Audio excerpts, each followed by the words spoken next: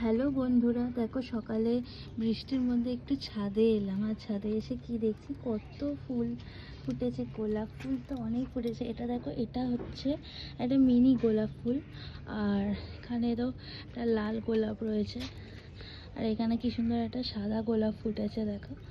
আর এটাও একটা পিঙ্ক গোলাপ। আর এই পিঙ্ক গোলাপ দুটো দেখো কি কিউট লাগছে, খুব মিষ্টি কালার। আর এই ফুলটা তো অসাধারণ লাগছে, এত ছোট্ট কিউট।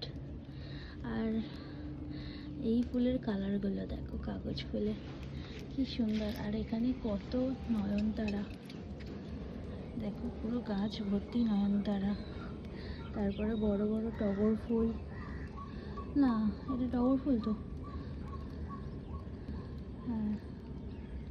আর ওই দেখো কত গাছ, পুরো একদম ছাদের বাগান একদম ফুলে ভরা,